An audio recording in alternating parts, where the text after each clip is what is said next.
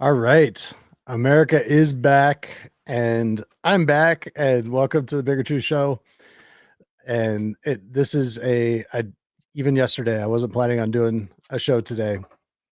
Normally I'm just doing Mondays and Wednesdays right now, but there's so much going on and there's so much happened just yesterday, right? Trump's day one. And there's a lot to cover. And as far as what happened and how it happened, and also, I've talked a lot about January 6th and how I believed that the Flynn Network was really pushing this narrative for, pardon all January Sixers. And Trump almost did that. And so we're going to look at what Trump actually did. And there's a lot of narratives and counter narratives going on. And so I want to kind of explore all of that. And I want to look at all of the executive orders that Trump signed yesterday. He signed 46 of them. So let's just get right into it. I'm going to jump over to his to whitehouse.gov, and I highly recommend that everyone take a look at whitehouse.gov because he's completely retooled it. And so this is a big thing, just the website. And there's a lot of information there. They clearly have been working on this. He's had a whole team working on this, a whole legal team working on all of these executive orders since the election, probably since before the election. And it'll show as we get into this. So let's just dive right in here. So, if you scroll down here, and this is just whitehouse.gov, and we're going to look at the executive action. So there are 46 executive orders that President Trump signed yesterday. And I'm going to just read the headlines. Most of them, it's kind of self-evident what he's talking about. A lot of them have to do with the border, so I'm not going to read all of them, but I'm just going to kind of go through them because it really gives the picture of what he did. Kat, so good to see you. Hello. Long time no talk, and hope you're doing good. So, let's see. So, all right, I'm just figuring my way around. All right, so the first is guaranteeing the state's protection against invasion. So, and I've read some of these, not all of them. There's a lot to it. And so, he provides, or his team really, they provide they're very well written. They provide the legal and rational and even ethical justification for each one of these orders. And it's really extraordinary what Trump has already accomplished. I mean, he could step back and not do much over the next 4 years, and he's already accomplished a ton just in the first couple hours of his presidency. And so and when you see the scope of this, I think it's extremely exciting. So this protection against invasion basically says that if when the border is overrun, you don't have to let them in. if there's not enough time, and if there's not enough resources to figure out whether or not the person wanting to come across legally qualifies for amnesty, and or does not have a criminal background in the country that they're coming from, you don't need to let them in. In fact, don't. And so the border is now closed, restoring names that honor American greatness. He talks about Mount McKinley being renamed again Mount McKinley, which is something that Biden undid. He changed the name. And also the Gulf of Mexico is now the Gulf of America. And but even further, he's restructuring the board that is responsible for the names of places and monuments. With the board within, there's a board of governors kind of that oversees that. And so he is commanding with this executive order that anyone who is not aligned with the changes that he's talking about, that they be replaced with people who will enact it. And it's not just McKinley and the Gulf of America. I mean, they're talking about, examining the names of everything, and to reflect the historical names and honoring our own history, American history. It's a big deal. I'm going to start going faster because there's so many. Designating cartels and other organizations as foreign terrorist organizations, and especially designated globalist terrorists or global terrorists. Huge deal as far as policing, reforming the federal hiring process and restoring merit to government service. Awesome. Ending radical and wasteful government DEI programs and preferencing. Huge. And that's aligned with merit-based hiring. Defending women from gender ideology extremism, and restoring biological truth to the federal government. This is a big deal. Establishing and implementing the President's Department of Government Efficiency, which, by the way, Vivek is no longer going to be a part of. He's stepping down. Apparently, he's planning a run for either Ohio governor or Senate. I'm not sure which. It hasn't been announced yet. America First policy directive to the Secretary of State, protecting the United States from foreign terrorists and other national security and public safety threats, unleashing Alaska's extraordinary resource potential. So that's ANWR in Alaska, where there's just a ton of oil, and that was something that Biden stopped drilling on day one. Next, protecting the American people against invasion. Again, aligned with the first one. The Organization for Economic Cooperation and Development, global tax deal. And so I'm sure that has to do with tariffs. I haven't read that one yet. Organization of the National Security Council and subcommittees, reevaluating and realigning United States foreign aid, temporary withdrawal of all areas on the outer continental shelf from offshore wind leasing, and review of the federal government's leasing and permitting practices for wind projects. So all of the offshore on the ocean windmills that are killing whales and other sea life, they're withdrawing that and getting in the way of navigating the oceans and all kinds of stuff. They're going to get rid of it because it's a disaster. It's a total disaster. These so-called environmentalists are out there killing whales with these. Declaring a national energy emergency, restoring accountability for career senior executives. So, I'm curious to see what that's going to be, but I think that this is especially towards the armed services. But even, this is the deep state, the people who have been there, the bureaucrats who have been there so long that they think they own the place, and restoring accountability for them. He's also firing about at least 1,000 Biden appointees. This is all day one. Promoting beautiful federal civic architecture, which is fantastic. I read a story not too long ago about the buildings in Washington, D.C. that house the federal bureaucracies and how ugly they are. And they're just not functional buildings. Restoring the death penalty and protecting public safety, putting people over fish, stopping radical environmentalism to provide water to Southern California. How fantastic is that? I'm sure that's pretty humiliating to Gavin Newsom. Securing our borders, again, protecting the meaning and value of American citizenship, which is, I haven't read that one yet. I'd like to.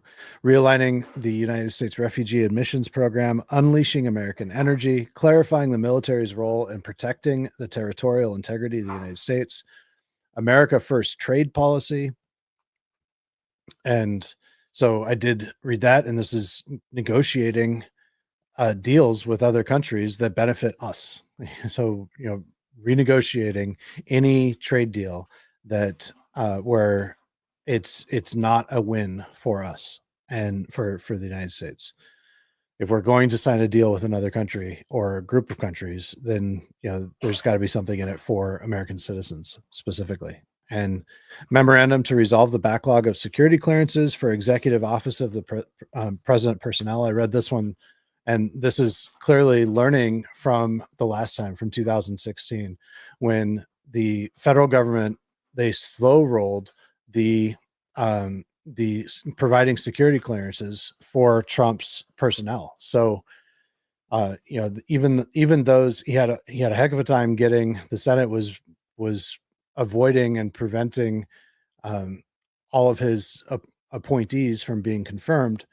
But even more than that, those that didn't need Senate confirmation, they were the intelligence community was preventing his people from getting security clearances, so they couldn't do their jobs. So this is creating an executive order to ensure that that doesn't happen again.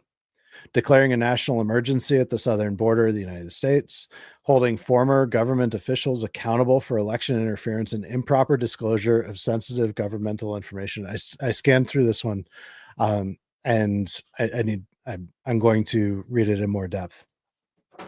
Restoring accountability to policy influencing positions within the federal workforce. Withdrawing, if you're not getting excited yet, I'm not sure what's wrong with you. Withdrawing the United States from the World Health Organization. So awesome. Application of protecting Americans from foreign adversary controlled applicants to act to TikTok. So he was talking about, as he was signing this yesterday, in the presser, that it was an impromptu presser that he held in the Oval Office as he was signing all of these. But this one in particular, he said that one of the things that he was trying to negotiate was, so he expects TikTok to sell for somewhere near $1 trillion. And so if it's going to sell for that much, then that should benefit the taxpayers. And so that's what he's trying to negotiate, is something that where a good chunk of whatever it sells for is, or possibly even equity in the company, is going to go into the treasury. Personally, I'm not big on the government owning private companies or even, publicly traded companies. I'm not big on that, but Trump is treating our treasury as a business, which is what we want. That's the only way to reduce taxes and balance our budget. And that it's clear that that's what he wants to do. Granting pardons and commutation of sentences for certain offenses relating to the events at or near the United States Capitol on January 6th. So we're going to dive into this one in particular soon, in just a minute or two. Putting Americans first in international environmental agreements. So no more Kyoto Agreement, right? And other agreements that the Democrats have put us into with other countries, where we have to cripple our economy for the sake of the world's environment, but other countries don't have to do anything. Delivering emergency price relief for American families and defeating the cost of living crisis. Now, I did read this one because it kind of sounds like it might be price controls. That's absolutely not what they're talking about. He's talking about really doing two things: reducing inflation by increasing productivity or production of energy. Drill, baby, drill, like he said in his speech yesterday. And the other thing is decreasing the amount of the government controls that there are on everything that cost people money. And so it says in here, let me just pull it up. It says, in some, unprecedented regulatory oppression from the Biden administration is estimated to have imposed almost $50,000 in costs on the average American household, whereas my first-term agenda reduced regulatory costs by almost $11,000 per household. So, this is a way to offset that, where nobody loses. This is a way where nobody loses, to offset, except for the federal government, right? But that's really our gain. To offset the higher prices. And so this is good stuff. If you can reduce the cost per capita of regulation, it affects the cost of everything that we buy, everything that we consume. And that's what they're talking about doing. So it's not price controls. It's allowing the free market to do what it does best with as little hindrance as possible. A hiring freeze. Just 2 words. That's all it needs. That's the next one. Hiring freeze. Excellent. I talked yesterday in yesterday's show about how the majority of the job growth under the last 4 years under Biden came from the federal government hiring, and that is just absolutely horrible. So you got to freeze hiring, and then the next thing is to actually start cutting jobs.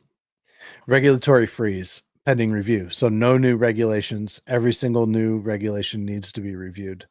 And of course, they're going to start moving in the other direction. He already did that in his first administration.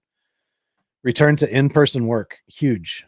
And there were rumors going around a couple months ago about the FBI office being closed, and it was totally false rumors. One of the entrances was boarded up because they were doing construction or something on the building. But the building, I actually talked to somebody in DC who drove around the building and said that their people are just using other entrances.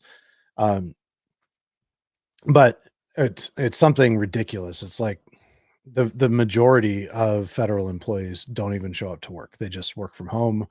They might not even live in this country. They might just be on vacation permanently in other countries that are cheaper to live in. They work remotely. So get everybody working in the office. They become more productive, whether they're working, even if they're working for the government. Ending the weaponization of the federal government.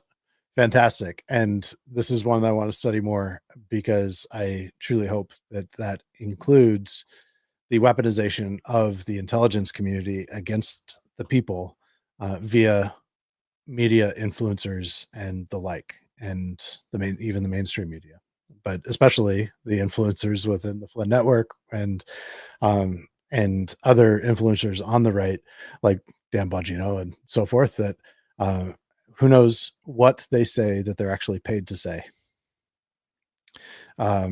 Restoring freedom of speech and ending federal censorship, which is very good. But we also need to know who is being paid, especially by the federal government, to push narratives that they're pushing. Next, initial rescissions of harmful executive orders and actions. Flying the flag of the United States at full staff on Inauguration Day. So this was partly, this is in response to Jimmy Carter's death. The flag was flying at half mast. It's supposed to fly at half mast for 30 days after the president's death. And so he says, hey, on Inauguration Day, it's going up, which I think that's cool. President Trump designates chairman and acting chairman. And so here, this is chairman of major boards. So the Federal Trade Commission, the Federal Communications Commission, the Energy Regulation Commission. He's replacing the chairman of all of these organizations: the Federal Maritime Commission, the Surface Transportation Board, Farm Credit Administration. So,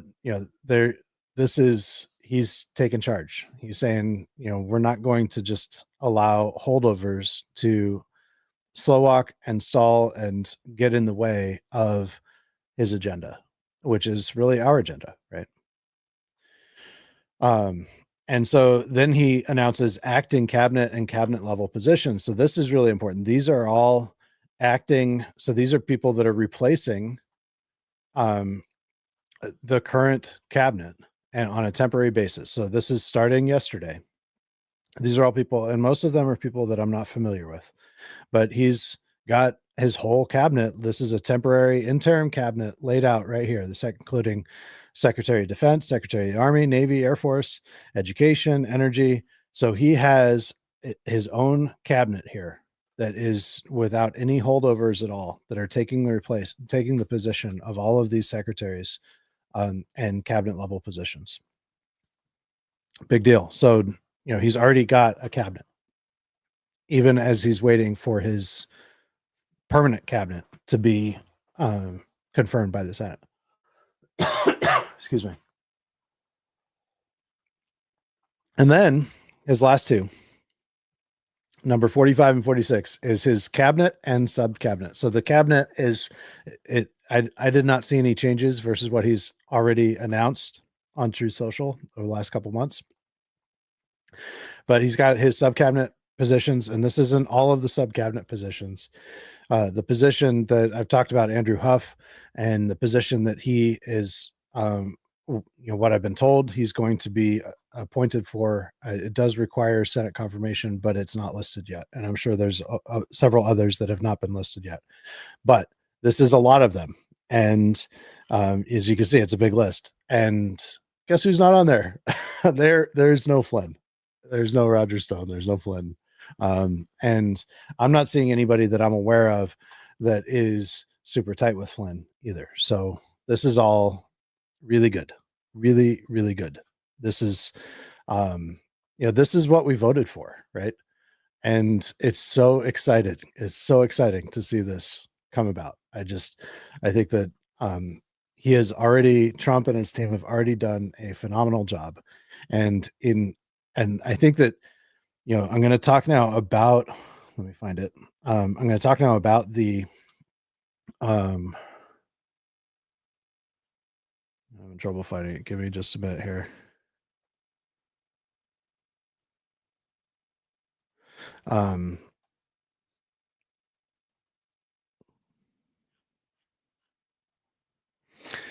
About the January 6th stuff. But maybe this will.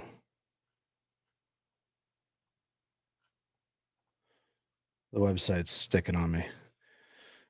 All right, here we go. So I'm going to talk about the January 6th stuff, but I think that it's important to talk about it in the context of everything else that he's doing, because Trump is, he has just in the first 24 hours, he has done a hard reset. And a lot of this is, there's not a lot in the media about it yet, because I think they're still trying to digest all this.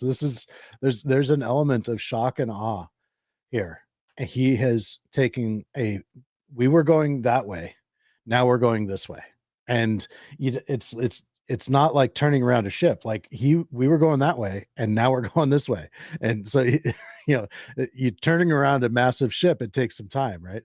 But he is just doing it. And so it's naturally going to be shocking to the system. And there's no graceful way to do that. You just do it, right? And that's what he's doing. But in the light of that, there's been so much made of these pardons over the last couple months. And a lot of that is because of the Flynn Network. And a lot of what, the time that I've spent on the issue has been in part in response to that. And I think it's important. And I think that this is all something, it's important that we get this, that we get it right. That we get all of this right. My biggest concern all along, even more than who gets pardons and who doesn't, my biggest concern has been making sure that the people who have not even been investigated, who were organizing and entrapping innocent Americans, well-intentioned Americans, and responsible for getting them into prison and into this situation, that they come to justice, that they be investigated. The people within the government that were coordinating with insurgents within our movement, who are still within our movement, who still claim to support Trump. I just see screen froze. If it is frozen, let me know. But I'm just going to keep on going. It looks on my end like everything's okay. So maybe you just need to refresh. But so my concern is that we see justice, that we see an investigation into those insurgents that are within our movement, even still, that were involved in setting up people. Just some comments here. Liberty Warrior says the largest employer in Oregon is the state. Yeah, that's terrible. That is absolutely terrible. That's what communism looks like, right?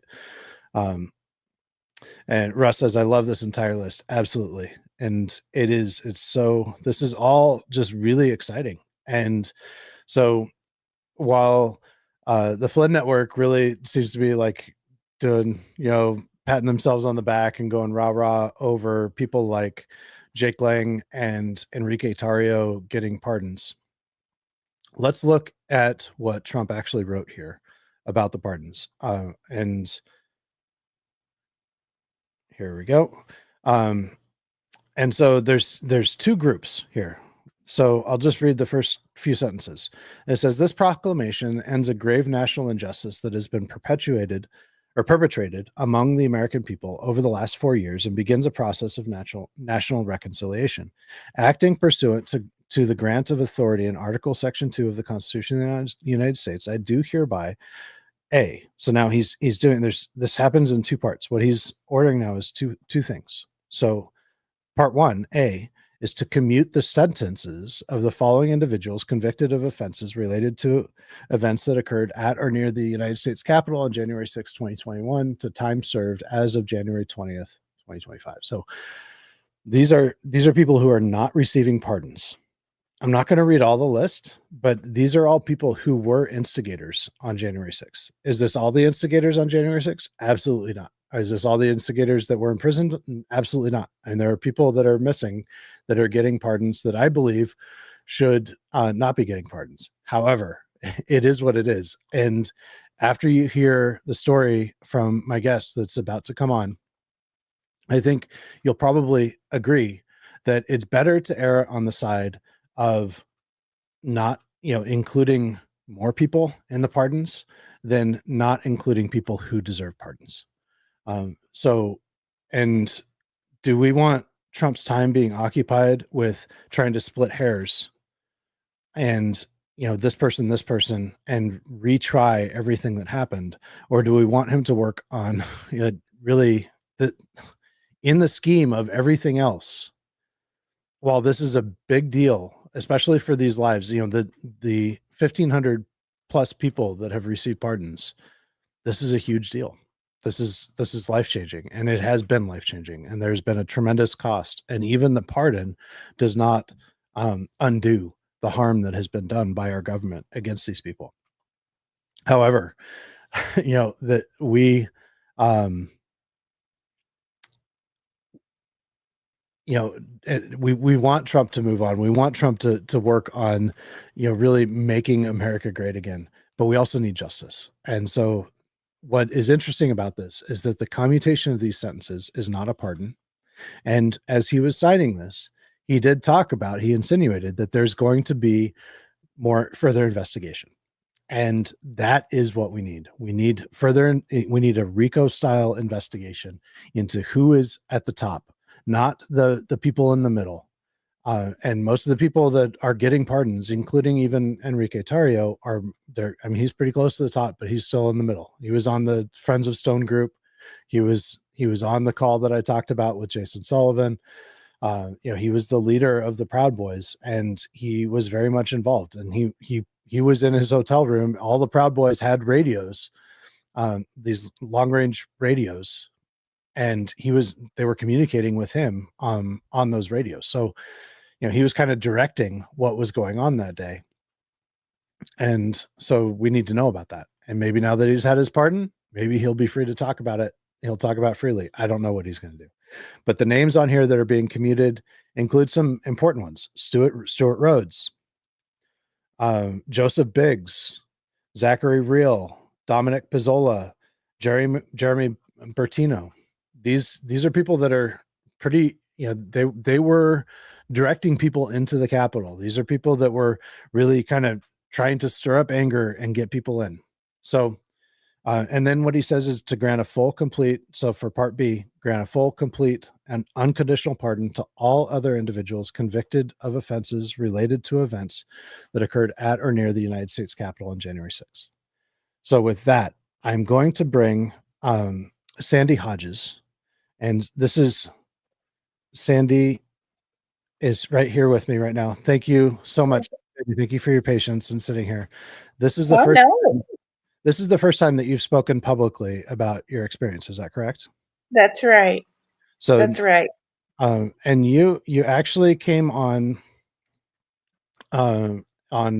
X, and you made some comments that did get some traction. That they were shared quite a bit, because I think your story is it's an important story.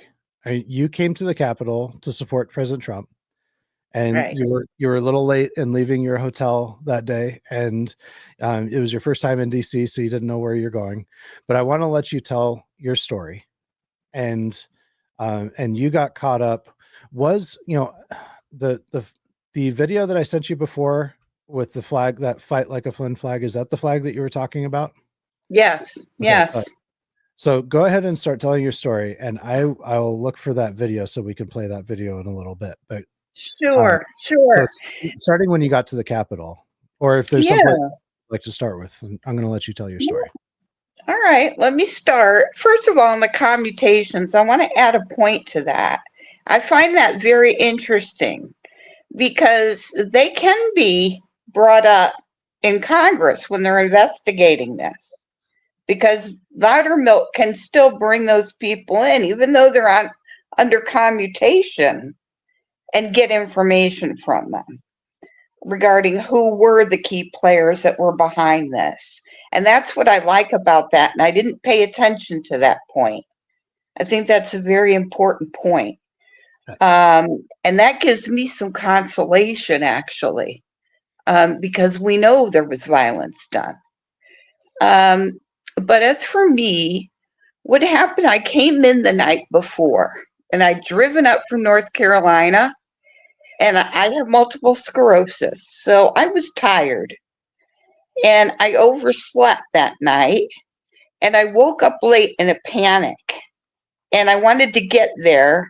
So I ran down. I was at the Oriental Hotel, and I went down to the front desk. I said, "How do I get to the Washington Monument?" And they gave me some kind of direction as far as where, how to get there. And I ended up following their directions. And if you understand the layout of the Capitol and you understand the mall, which connects to the Washington Monument, you will see that there is a as you walk across the street from, say, you're coming from the hotels, as you cross that street, you're going to hit a bunch of park benches. And on the left, as you're coming from the street end, you're going to see the Washington Monument. And on the right, you're going to see the Capitol. And I was coming over to the benches, and I was afraid I was late and I was going to miss the speech. So these people were walking towards the Capitol. And I logically asked them, because, I was late, and I was like, is President Trump still speaking? And they said, no, we're going down to peacefully protest. And I thought, well, this is interesting. And there were some stragglers. But as I turned to go in that direction, understanding that the speech was already over and I'd missed it, I looked up ahead of me. Now, I didn't see Anne, so to speak, but what clued me in is the black flag. And I did see that in front of me. And when I saw it on the MG show for the first time, and I understood what was going on, it hit me. I was brought into that group. So I'll let you show the video. Okay. If this election continues down the path of theft? I do. Are you? So you're talking about this flag right here, this white flag that says in black letters, "Fight like a Flynn." That's right. That's right. And there was another one too. There was another one. There was a black flag. Okay. But this one, there were a number of these things. Yeah. And so this, I'm going to watch the rest of this. It's only about a minute long, because I think that this is, but this video was part of a much longer video that's out there, where Ann Vandersteel is standing in front of the Capitol. The Capitol is back there in the background. And she had this flag with her that said "Fight like a Flynn," and she was interviewing people, including Tori Morris. She was there. There were several people that were there, and this was while Trump was still speaking. And so when you went to that group, you were trying to figure out where Trump was, because you wanted to hear Trump speak, right? And they said, and they gave you the impression that Trump was already done speaking. Right. Okay, so let's watch the Capitol. I will. If that's what it takes. that's what we'll do. We are here to stand for our republic. We will not allow our elections to be stolen. Elections are a peaceable. Here today, while the crowd here at the Supreme Court is much smaller than what's going on over in the ellipse, these people are standing by ready to take matters in their own hands peacefully. You know, if they have to go to the Capitol and go in the chambers, that's what they want to do. They're talking about citizens' arrest.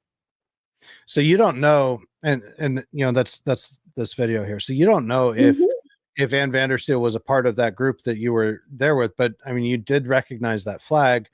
Yes. And like you said, there were some other flags in that video.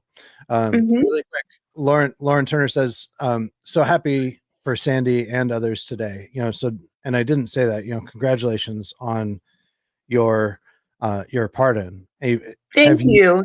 Though my public defender hasn't been able to find out any legitimate pardon for me up to this point. I've called her this morning, no luck. And I have to report to jail on the 30th of this month in West Virginia, which means I have to drive 2 days in order to be there on time to turn myself in. And I have to turn myself in. I have to make that drive by myself. And so we're praying that you can get clarification.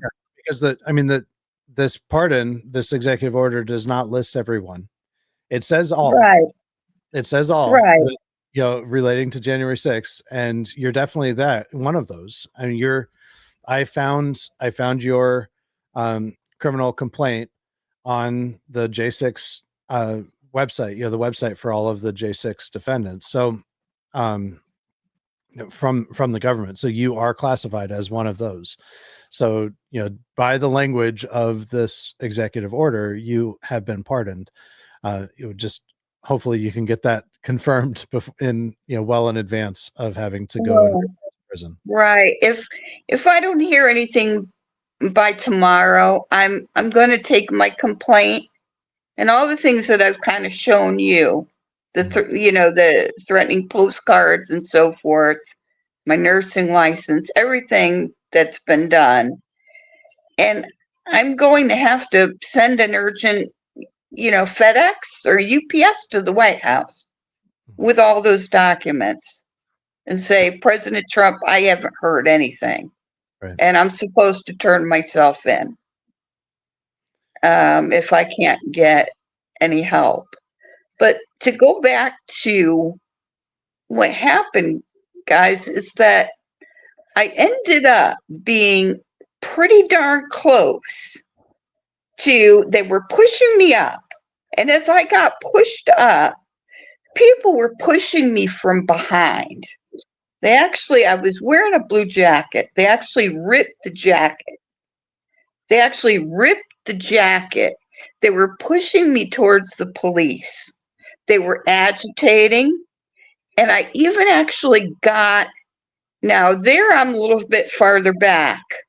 Mm-hmm. But as you get underneath, if you get me farther up, you'll find out that I was very close to the white, where they were set up for the inauguration.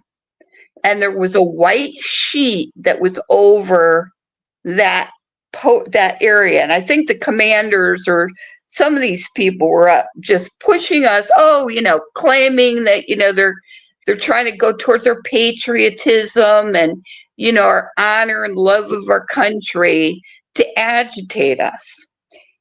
And as a Christian, I feel really bad that I would ever even be sucked into that. But I wasn't angry and I wasn't going to hurt any police. Well, maybe I did have a little anger in my heart just because of the way they were agitating us. Mm-hmm. But I slipped under the inauguration. There was a white sheet and I slipped under that because I knew I was going to get pushed right into the police. And that's where I didn't want to be. I don't So see a picture of that sheet, but is that near the scaffolding? Is that what you mean? yeah, it's near the scaffolding. So I ended up almost right where that scaffolding was, and there was a white sheet underneath, and it was set up with a white sheet all the way around, but there was a rip right down the center of it. And I went underneath. I moved out of the way, and I went underneath this sheet thinking I could get out that way. And what I found out was there was no way out from underneath there. So the only place, and just when you know, as a matter of convenience, there were plenty of people that were willing to pull my disabled butt up onto up onto the Capitol grounds and move me towards the Capitol. Right. And I ended up in the restricted area. Now, of course, there were no fences up, as we know. They were all taken down. So there was no way I would have known that it was a prohibited area when I got down there. The fences were taken. Is this where this picture is taken right here that's on the screen? Was that the restricted area then? Yes. Is that outside? Yes. Can you see it? Yes.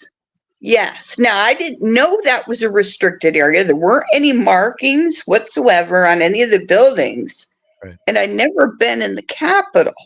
So to me, and then they tried to insinuate that I had seen the people. Apparently someone blew the door before I got there.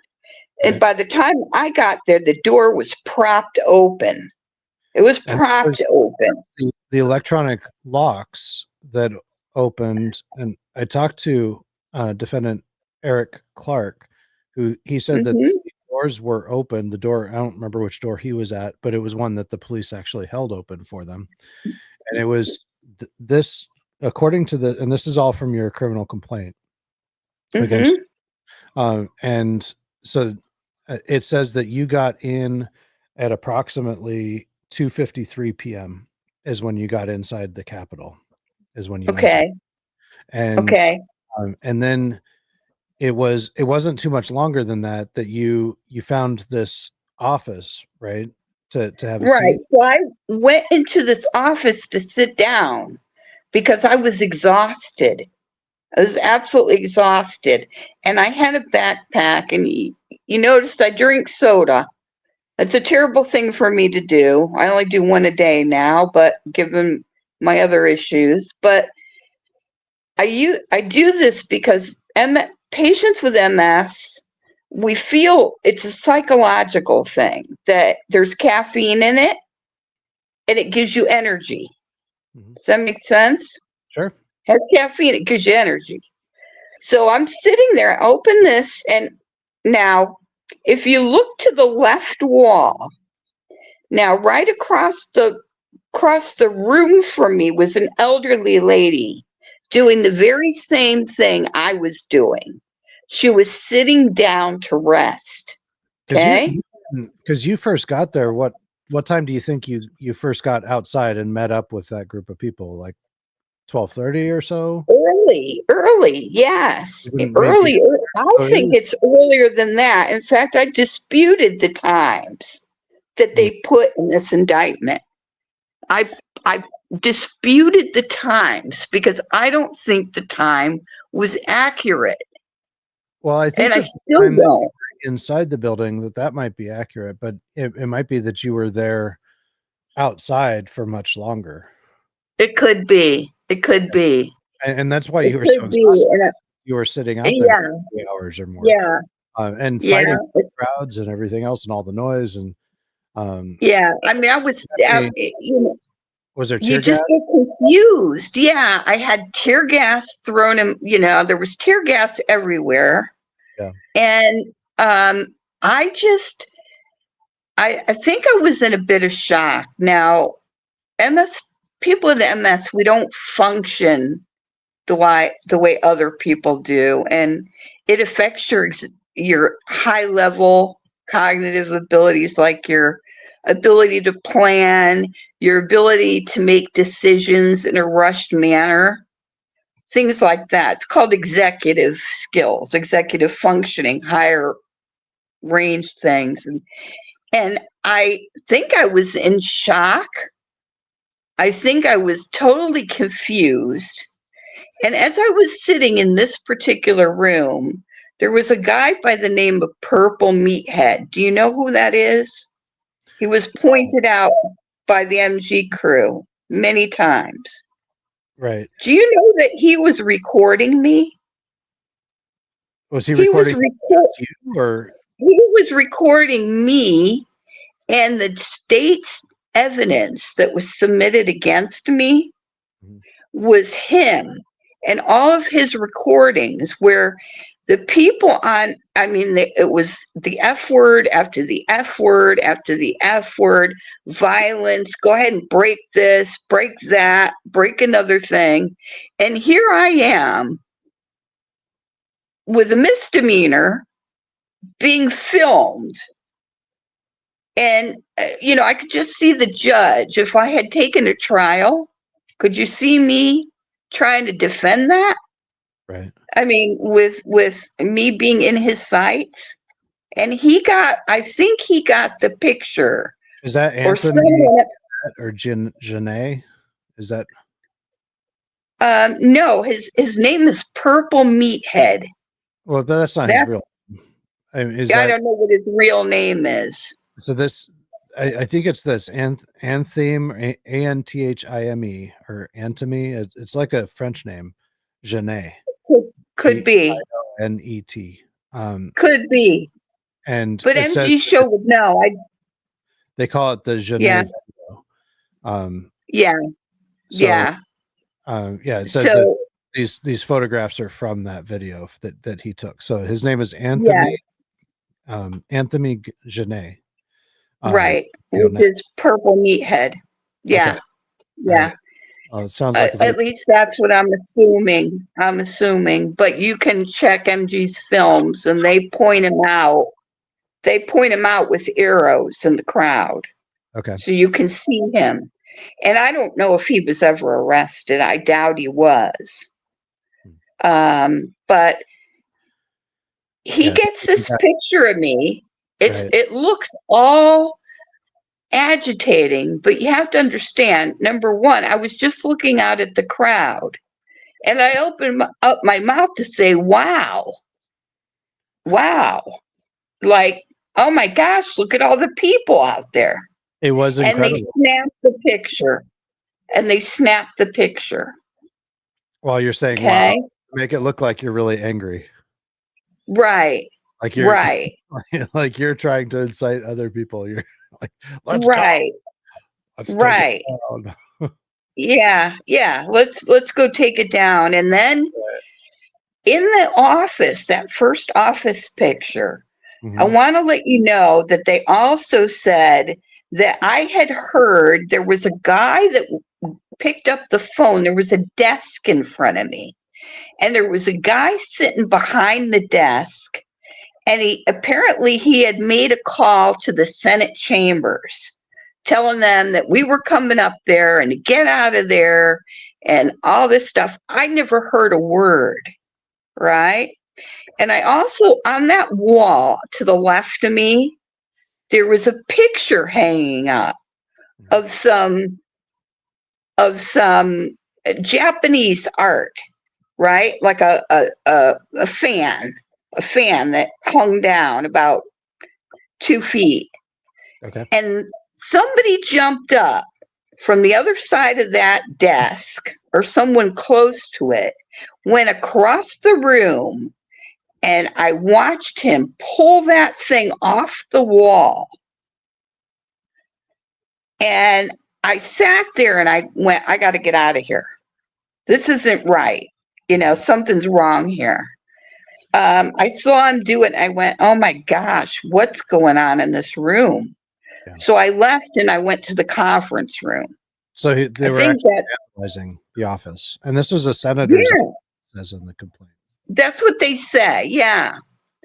So, right, that's what they say. I had no idea. But, you know, I'm thinking they wanted people to believe that I heard everything that was said in that room, and I didn't. Never did. I was exhausted. But after I saw that thing come down off the wall, first I was just drinking the soda, then I got up and left the room because I knew there was something not going on right there. Mm-hmm. And I went over, I think it was to the conference room next. And that's where they got that one picture. And then they got another picture of me banging my hand on the desk. Now, right, just one time, and I said something like, this is people's house or something. Right. You know, I said something. Yeah, that's what And they and that was automatically my guilt. Right. So this picture is when you first entered, and they said it was, according to what they said, that it was at approximately 2:53 p.m. that you entered the building, which had initially been breached by rioters at 2:12. So there were already this is 40 minutes after they say that it had already been breached.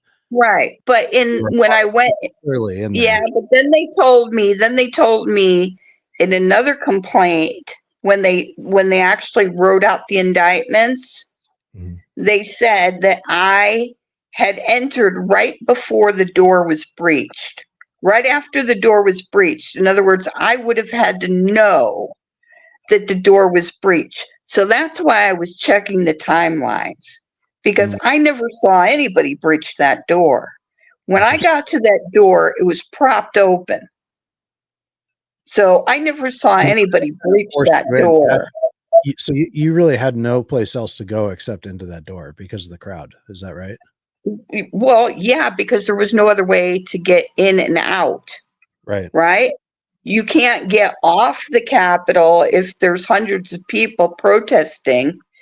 And by that time, you know, I imagine they were starting to shoot stuff out there. So, you know, there's no way that there's no other place to go. Once you're there, you're there. Right. And so they tried to make it out like I knew that the door was breached. I saw it happen, when you can see the timeline in these saying, no, it was breached a long time before I even got to that door. Mm-hmm. And it was a one swing door, or it was just one swing door. It wasn't a double door. It was just a swing door. And I know it was propped open. I didn't have to touch the door to get in. It was propped open. Right. So, and then you have people, Purple Meathead, getting pictures of all the damage that was done in the Capitol. I never saw any of that. But just because it was going to be admitted against me, it would make it look like I had seen that. Right. When I never saw any damage. Right. This is where they say you pounded your fist on the table, which is the worst one thing time. they accuse you of. The very worst thing that they accuse you of in this entire document is pounding your fist on the table and saying, this is our house or something. Right. Yeah, that's right. I'm just what can I say? I'm a violent person. So, and then you also said, I'm not breaking anything. This is our house. Right. And then, you know, it shows you from other angles and stuff. So you were in now when I got out into the main area, where all the red ropes used to be that were taken down, because they were. That's where this is, the crypt. I think so. It's the big Coliseum with all the pictures around. Right. So I guess that's the crypt.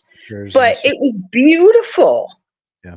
It was beautiful. And I was walking around just looking at the art. I was absolutely amazed at how beautiful it was. So I was really just walking around looking at all the art. I did go up to, there was one group in the center that was saying, this is our house. This is people's house. It's our house. And I did go over to them, but then I just started walking around, you know, it's like Like you're in a museum. a visitor, you Yeah. know, You're like a visitor. right. Right. And I stayed in a little bit longer than most people did, but I think it was because I was just absolutely floored by the beauty of the art Right. And then around me. it shows you leaving. It says it at 3:33. So you were in there, according to them, for exactly 40 minutes. You were inside the Capitol. Right. So I was in there longer, With you. but, and they asked me to leave. And I want to tell you that they asked us to leave. And that's why you see me leaving, because they asked us to leave and I voluntarily left. Mhm. Just as they asked us to leave, I left. Yeah, and there's a police officer standing right here holding the door open for you. It's Right. obvious you're not hostile in any way. They're not No, treating you as if you're hostile to them in any way or adversarial. You just walk no. out the door, they're holding the door as you go, have a nice day. Yeah. Yeah. And So, yeah. So I went home. That night, when I saw the whole thing, I realized what in the world, you know? And I wanted to get, I left there and I thought, when I got home and actually watched it on TV, I knew it was a setup. I knew it was a setup right away. After I had left and I'm walking back to my hotel, I'm going, wow, you know, this was a setup. I could see it, but I couldn't while I was in it, if Right. that makes sense. Mhm. And then I was afraid. And then they started putting out all those posters and um,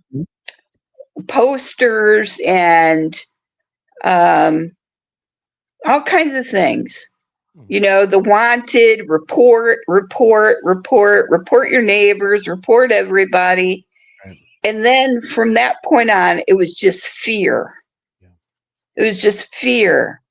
So from January 6th that year until the time that the FBI came the first time to do their walk to my door and do their 302 or whatever they do to document who I was in bed, right? I was in my robe. I was sick. And I had been just, I'd been out of it, down and out. And I went to the door and answered it. It was two FBI agents. Now, they came in and they could see that I was automatically traumatized. I couldn't even speak. I was shaking. It was clear. I mean, I still remember that visit and how scared I was when they came in. I had never had anybody come into my house with an FBI jacket, never mind break any law in this country. I'm a nurse, I put everything on the line by breaking the law and I wouldn't do it. So that bothered me. And then, of course, I had to wait for almost, 2 years until they came back to my house to arrest me. And I was supposed to volunteer at my church for a blood bank. And I had to call them to let them know that I wouldn't be there and to see if there would be somebody that could come and get me from Greensville, because it was a 2-hour drive from my house. And somebody finally came, but the first person, when the women's group lady said to me, "What did you do?" That was her first response. "What did you do, Sandy?" Because I had been at January 6th. Right. I said it was over January 6th. I was there. I'm at the Capitol. What did you do? And this is the kind of thing you had to start to accept, that people, even in your church, who really didn't see or even aren't capable of seeing what people went through that day. So and then they finally came, and they were nice. They didn't bust. Now, unlike the poor people that had their, and I gotta say, for all the people that listen, and I mean this, I want to just say that I saw something go on that was an operation. I'm clear of that. I think we were set up. I do think there were people there that were instigators. But I feel my heart is broken over the people that lost their lives, that committed suicide under the pressure of what they were under. My house wasn't, my door was not broken into with and I didn't have groups of armed FBI agents coming to my house with, with targeting myself with red dots. And I'm fortunate for that. And I'm very, very, very fortunate. Yeah. And I think about all the people and what they went through, Scott, and it breaks my heart. It really does. It breaks my heart. Yeah, it's terrible. And it's terrible. It's a terrible thing for these people.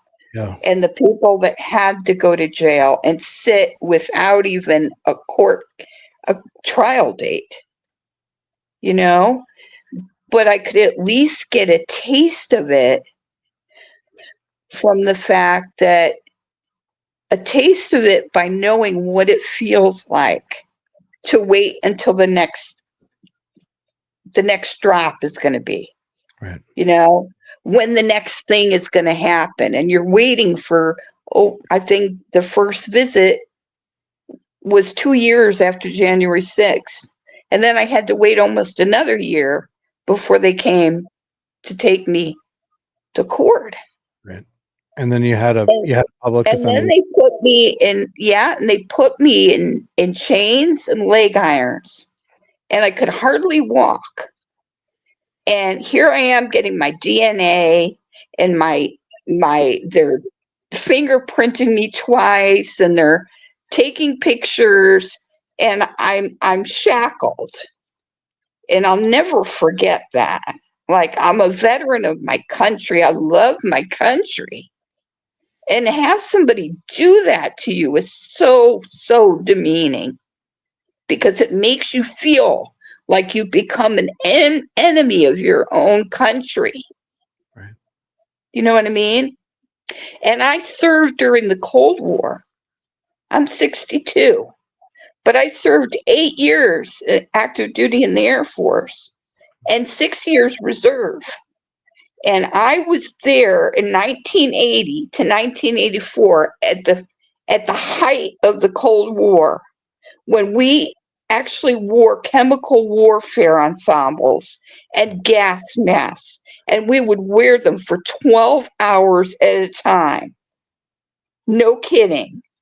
Where I was required to do extra duty cleaning off the runway at night for 12 hours, day and night, to make sure the runway was clear, because the base that I was at was a nuclear weapon base. We were 20-minute strike zone from Russia, and we had to get our planes off the ground. And I was responsible for reading all the emergency action messages. So I would have to go to the safe and meet my commander. And I would have to get the decode book out. And every time I would go to those codes, I would have to pray the first word that I would find would be exercise. Because if it wasn't an exercise, that meant that it was real and it was going to happen. And that was as close to nuclear war as you can possibly be up until now. So I know what it means to serve my country and to serve it at a risk of losing my life. And those people that I served with were the most patriotic, loving people I have ever had, ever in my life, had the privilege of working with, ever. In fact, that base is still special, even though it's closed and it's been disarmed. But that base, there are numerous people that have served there who have the same love of that particular base than any other they ever served in, because we were so close, because we knew that if we were going to die, we were going to die next to the person next to us. Certain love that you don't get in civilian world, you know? Yeah. So, and to feel like an enemy of your own country is the worst possible thing. I'm now on the no-fly, I'm on the terrorist watch list, which means I can't go and fly anywhere on my own without being tracked by 2 air marshals. That's the kind of stuff, and I was very well aware of it. I have a friend that works for an airline, and I am on that list. She's not supposed to tell me, but she did, because I worked for an airline part-time while I was going to school to be a nurse. Right. So I lost my nursing license. I couldn't renew it. And then I got threatening postcards, like I showed you. Yep. And then I went and did my plea to the judge, and I cried when I gave my plea. I threw myself on the mercy of the court, but I didn't cry because of her, and I didn't cry because of anything other than I let the president down. That's what I was thinking about. When I was crying, I was thinking about what I did to my president, how I put him in this situation. And that bothered me. And that still bothers me. So you went there that day to support him. I mean, when you got there, I love him. Yeah. We all knew what happened. We all saw that election. That was the first election ever where we didn't have a report and an actual announcement of the winner on election night. That was the first time in history that we did not have a result on election night. We all knew something was up. And when they stopped counting all of them at one time, we all knew. I mean, I think every one of us in our heart knows that something went wrong there. So on X, Oh Silly Me says, I'm new to the details, but why does Sandy have to turn herself into West Virginia if she's from North Carolina? Oh, good question. Well, apparently that's the only facility that could take me. It's one that my public defender put me into. I think it's a low security prison. It's not a federal, class A kind of situation, top enforcement or anything. But simply going to jail is enough. Right. Doesn't matter where I go. And the fact that I have to drive there on my own is just really stressful. My son lives in Idaho, so he doesn't, he can't be here with me. I'm alone. Right. Well, I really have no emotional support. Right. I'm praying that you're not going to have to do that. I'm praying too. Yeah. I'm praying too. I love my God, and right now is joining us in prayer. And Lord, please just allow, make sure that Sandy is on the list and that she does not have to report to prison, that she's given a full pardon. And in Jesus' name. Amen. Amen. So Scott, do you have any other questions for me? Yeah, there's a I few, do, a few more statements here, and yeah, then anything else that you'd like to. There's a couple other things that I want to touch yeah. on. So Lauren says, I remember people yelling that they needed to hold this ground. It was unclear how anyone was holding any ground. Also, a lot of attempts to make people feel that they should be afraid. And yeah, that was inside. And I was on an X Space with Eric Clark and American Summer, and Eric Clark said that um, because he was inside the building also. And I asked if there were people, if there were agitators in the building that were trying to get people to stay there, even to stay overnight. Because I think that one of the objectives was to try to force Pelosi or Trump to declare martial law. Because there was all kinds of talk about martial law, but there wasn't really any predicate for that. And I think they were trying to create the predicate for that by forcing some sort of a hostile encampment inside the Capitol. And he said, absolutely, Mm, there were agitators. He yeah, heard multiple agitators in I saw a lot. I saw stay. a lot, and I didn't recognize them at the time. Like I said, it took my brain a couple days later to figure out what I saw. Right. And I didn't know about this thing with these people heading over early, and the fact that they had probably lied to me, Yeah. and it led me astray. And when I saw that thing on MG Show and that video, I just went bonkers. Right. And so it's the people that were coming from the Supreme Court with, where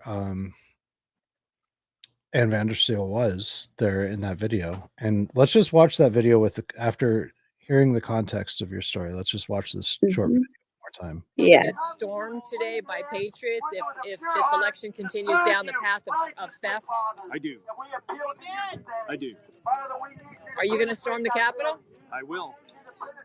If that's what it takes, that's what we'll do. We are here to stand for our republic. We will not allow our elections to be stolen.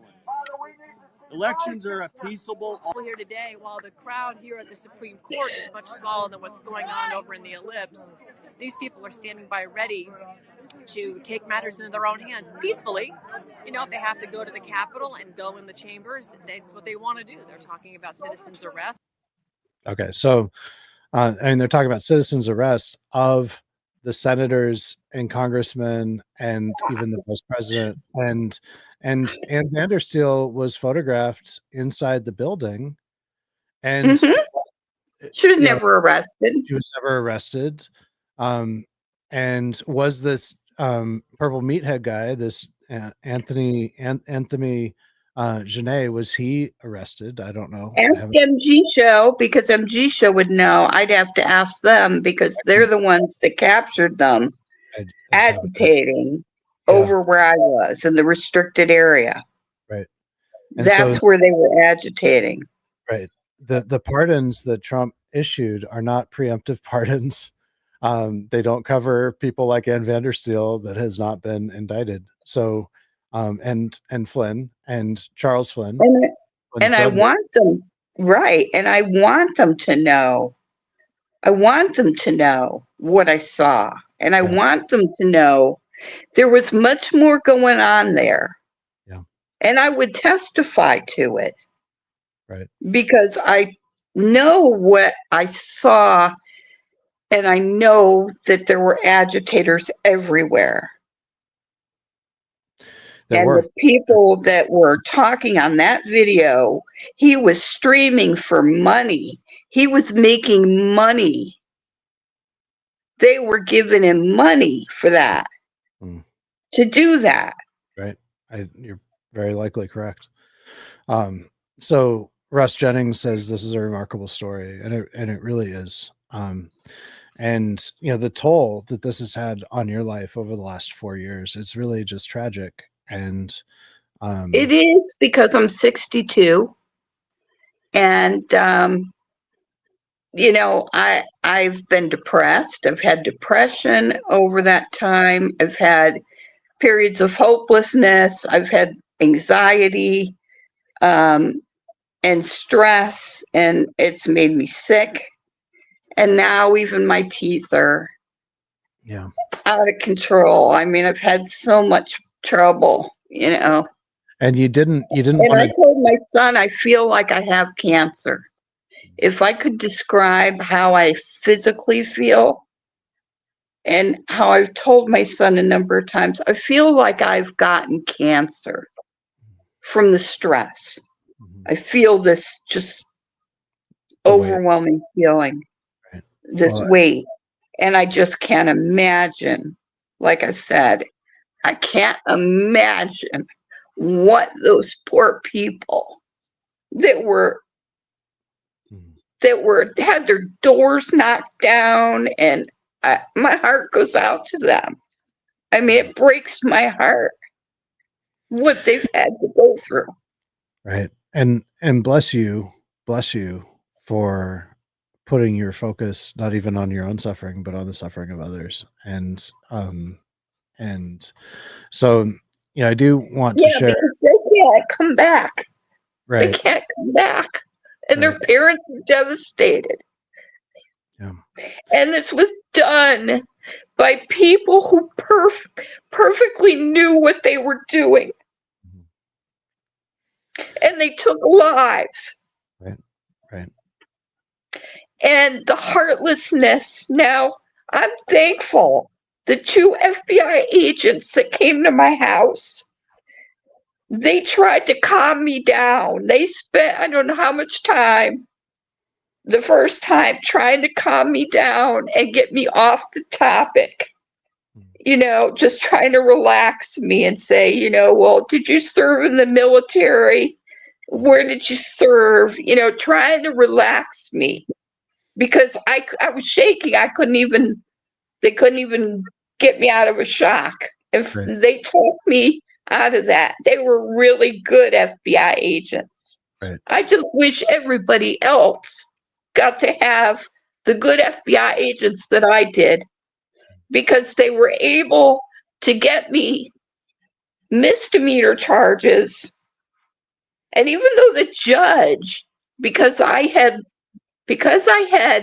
admitted that I took my jacket and I got rid of it, and I got rid of my mega cheap China hat, there's a reason for that.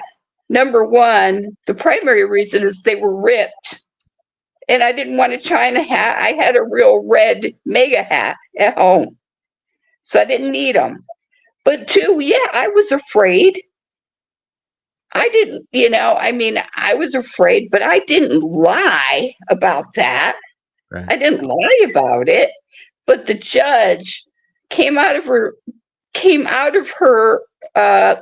courtroom, out of her little chambers, and she came back in and she said, well, we have reason to believe you lied. Yeah, we have reason to believe that you lied over your jacket. You did it to get rid of any appearance, you know, of you know, you were basically trying to hinder the law. Yeah. And for that, you have to go to jail, and you have to have 36 months of probation. Right.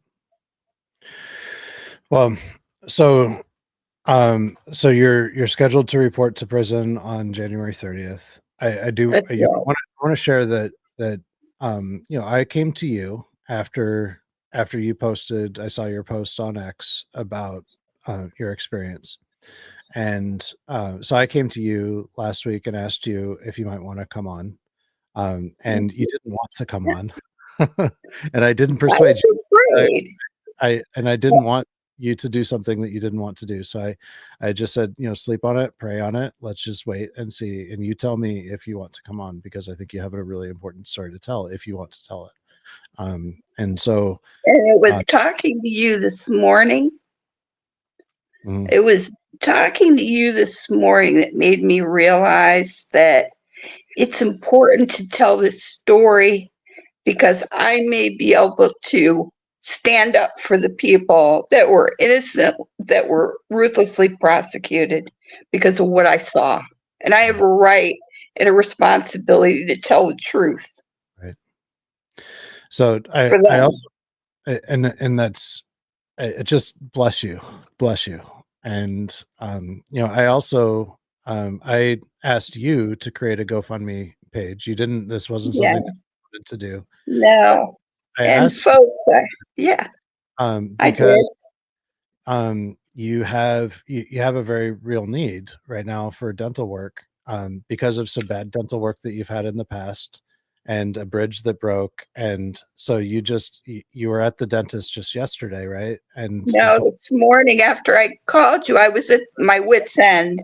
yeah, Remember, I was at my wit's end because the dentist had told me it's going to cost me $13,000 to fix this because they left a tooth that was hidden under the gum. They didn't x-ray it. They never took that tooth out.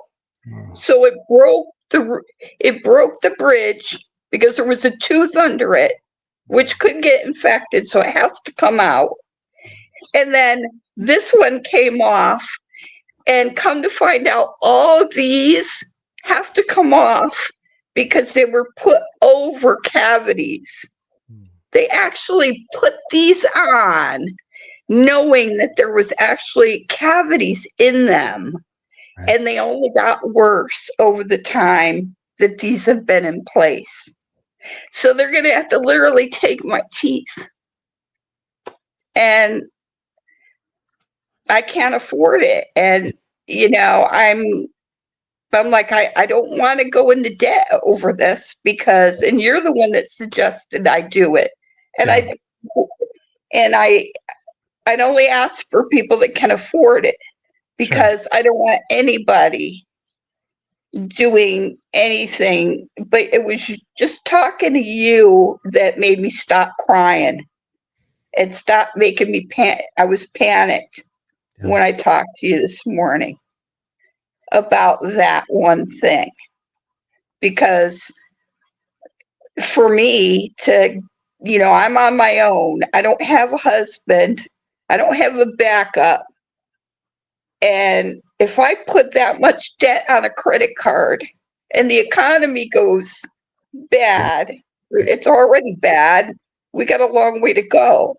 And you've lost your nursing license over this, and so and I've been working out, and that's the worst thing. I was working out and walking on the treadmill and trying to get my strength up so I could go back to work, because I realized that being out of work was just making me more lonely, and I really wanted to go back to work. So, and then of course, when I tried to reapply for my license, they told me, well, you can't. We can't. I kept reasoning with them. It's just misdemeanors. And they said, well, they're felonies. They're federal misdemeanors. And we can't renew your license until such time as you can prove that all of these proceedings are over and your probation is done. So I lost my license. So, and, if anyone can share, if you're in a position, thank you so much, Russ. So the link to the GoFundMe should be on the show notes on whatever platform, probably except for X. I'll put up a post on X with a link to your GoFundMe, and just ask that any help, and you put a modest goal up there of 2,800, but your total work is 13,000. Yeah, I think they kind of set it at a certain percentage, I guess, as it goes. And then if you're able to reach that, then it'll extend it further. Yeah. And that's how they do it, but they wanted me to sign on right then to get this stuff. They were trying to get me, you've got some major stuff that's got to get done. And I know that because there's something under there they wanted to x-ray it to make sure there wasn't an infection going on in there, because there's a live root in there. There's a live root to a tooth that you can't see. It's buried under the gum. Oh, wow. Well, yeah. we're getting there on time, but I want to thank you for your courage and coming to share your story. Thank you for your service to this country. Thank you for, you know, for just, you know, persevering and for, you know, I know that you've spent probably, and I'm assuming, but I think that, you know, the little bit that I've gotten to know you, that your concern for your fellow countrymen is greater than your concern for yourself. And so bless you for that, and for your prayers for this What country. God would have me do, right? Would have Paul do. We love our neighbors as ourselves. Yes, We exactly. love our God with our heart, soul, and mind. Yes. So thank you Those for things we do. and the example of your faith. And so, yeah. And And so thank you for being for me this morning, Scott. You're an answer to a prayer, because I felt better after I talked to you. Good. Thank you. Good. Praise God. So God is good. yes, he is all the time. So thank you so much, Sandy. And thank you all of us for joining. And until next time, Thank you, everyone. Thank you. There will be a members only podcast tomorrow for my paid subscribers at Bigger Truth Media. So I'm not sure what we're going to talk about yet, but I'm sure there's going to be a lot happening in the next 24 hours. No doubt.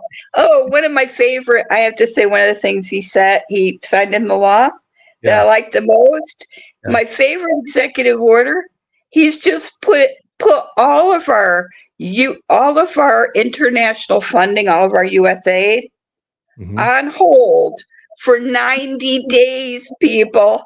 90 days. Awesome. There's going to be people waiting for those checks. Yep. So I love that. Yeah, love to see Zelensky with that, right? Yeah. That was hilarious. When I saw that, I was like, go get him. That's the president for you. Yeah, anyway. Good man. Thank you so much. Thanks for having me on, Scott. Love your show always.